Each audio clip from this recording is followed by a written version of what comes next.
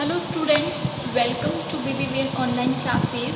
So from today onwards, we are going to start the new chapter, that is Tippity the Flying Squirrel. As the title shows that it is a story of Tippity, that is a squirrel. तो किस तरीके से हमारा जो writer है उसके life में ये आती है और किस तरीके की ये स्क्विरल है जो इसको फ्लाइंग स्क्विरल कहा गया है, ये हम पढ़ेंगे अपने इस चैप्टर में. So let's start reading the text. To know Tippity was to love her and I had known her for very long. टिपिटी को जानना ही उससे प्यार करना है और मैं तो उसको बहुत लंबे समय से जानता था. Tippity, I must tell you, was not a naughty little girl with a penchant for climbing up curtain poles. So I must tell you, writer हमें बताना चाहता है टिपिटी के बारे में कि वो एक छोटी सी little girl, naughty little girl ही नहीं थी विद अ पेंचेंट. पेंचेंट होता है एक तरीके की लाइकिंग, और ये लाइकिंग क्या है? Climbing up curtain poles. आपने भी देखा होगा, जनरली हमारे घर में कर्टन्स होते हैं, उसके ऊपर एक पोल लगा हुआ रहता है. तो उसको जो है टिपिटी को बड़ा शौक़ था, कर्टन के सहारे जो है वो ऊपर तक जाती थी और फिर फ्लाई करते हुए नीचे आती थी. तो उसको ये चीज़ जो है वो बहुत ही लाइकिंग थी उसकी इसके लिए. बट लिटिल रॉडेंट, रॉडेंट का मतलब होता है अ काइंड ऑफ मैमल्स, जैसे कि रैट्स होते हैं वैसे ही जब वो छोटी थी तो वैसी सी ही लगती थी. और वैसे रॉडेंट यूज़ किया जाता है जिनका पूरा जो बॉडी है वो एक समान एक तरीके से एक ही साइज़ में बढ़ता है, यानी कि आगे से लेकर पीछे तक जो है वो एक ही तरीके से ग्रो करते हैं अपनी बॉडी में. तो little rodent commonly called a flying squirrel, commonly जो है हम उसको फ्लाइंग स्क्विरल कहते थे. The large red flying squirrel, उसका जो कलर है वो रेड कलर का था, इसलिए उसको रेड फ्लाइंग स्क्विरल भी कहा जाता था. And must on no account be mistaken for the flying fox, और कई बार उसको हम फ्लाइंग फ्लॉक्स भी कह लेते थे, क्योंकि फॉक्स भी क्या होती है, जैसे लंबी सी होती है, उसके बाल जो होते हैं वो काफ़ी जो हेयर्स होते हैं वो काफ़ी बुशी होते हैं, इसलिए which has nothing to do with टिपिटीज फैमिली. हालांकि हम उसको फ्लाइंग फॉक्स कहते थे, लेकिन उसकी टिपिटी की फैमिली से कोई लेना देना नहीं था.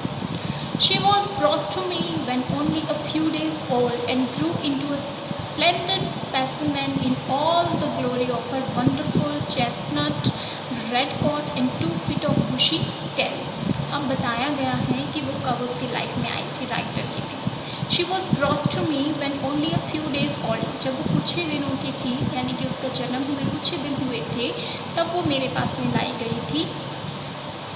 Grew into a splendid specimen in all the glory of her wonderful chestnut red color, यानी कि उसका चेस्ट का रेड कलर जो था वो रेड कलर का था, और वो बड़ी ही ग्लोरी यानी बहुत ही शानदार तरीके से अपनी जो उसकी बॉडी है वो क्या कर रही थी, ग्रो कर रही थी. And 2 feet of bushy tail, और उसकी जो टेल है वो भी बुशी थी, यानी कि काफ़ी अच्छे हेयर्स थे और 2 feet लंबी थी.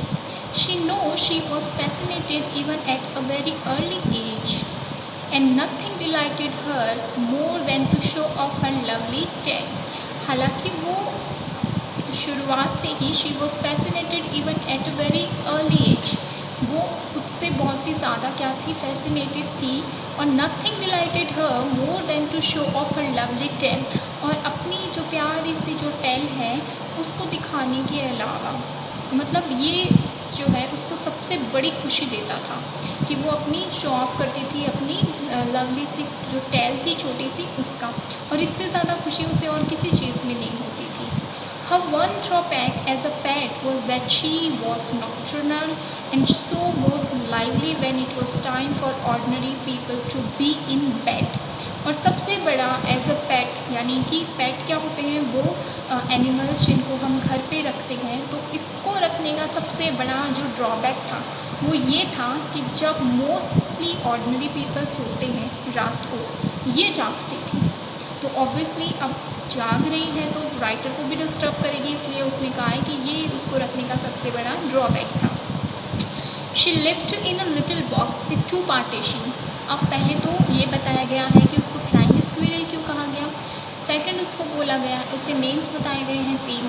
सेकंड पैराग्राफ में हमें बताया गया है कि वो कब आई थी और वो कैसे थी। कैरेक्टर बताया है उसका कि किस चीज़ में उसको खुशी मिलती थी और उसका जो अपीयरेंस है वो कैसा था। देन बढ़ते हैं थर्ड पैराग्राफ की तरफ। She lived in a little box with 2 partition. एक छोटा सा बॉक्स था जहाँ पे वो रहती थी और उस बॉक्स के 2 पार्टीशन कर रखे थे। The inner one her bedroom was fitted with a little nest of feathers and cotton wool, and a tiny door led from it into the bigger sitting room where she also dined. देखिए कितनी खूबसूरती से writer ने जो है अपनी flying squirrel जो है उसका एक बॉक्स बना रखा है, उसका पूरा घर बना रखा है। जो मेन इनर मोस्ट पार्ट है वो तो उसका बेडरूम है जहाँ पर उसने फीदर्स रख रखे हैं और कॉटन की वूल रख रखी है ताकि वो आराम से उस पर रेस्ट कर सके। और उस वहीं से एक छोटा सा टाइनी सा डोर निकाला है, लेड फ्रॉम इट, जो बेडरूम से निकलता है, into the bigger sitting room, जिसको हम लिविंग एरिया भी कहते हैं। और वहीं पर वो क्या करती है, डाइन करती है, यानी खाना भी खाती है। The door of her sitting room being usually open, उसका जो सिटिंग रूम का डोर है वो मोस्टली ओपन ही रहता है। Tippity would announce the fact that she was aware by giving a low growl and issuing from there in a succession of long and not very graceful jumps. और टिपिटी जो है वो जाग गई है, इसका अनाउंसमेंट किस तरीके से करती है, वो ग्रॉल्स करती है, ठीक है, एक तरीके की लो वॉइस में आवाज़ निकालती है जब वो जाग जाती है। और क्या करती है, अपना जो सक्सेशन है यानी कि अपना जो लिटिल बॉक्स है वहाँ पर बड़ी ही ग्रेसफुली धीरे धीरे जंप करना शुरू करती है। नॉट लॉन्ग जंप्स, छोटे छोटे जंप्स करती है ताकि वो बॉक्स हिलने लग जाता है और राइटर को पता चल जाता है कि टिपिटी जो है वो जाग गई है। नेक्स्ट हम पढ़ेंगे अपने नेक्स्ट वीडियो में। Thank you.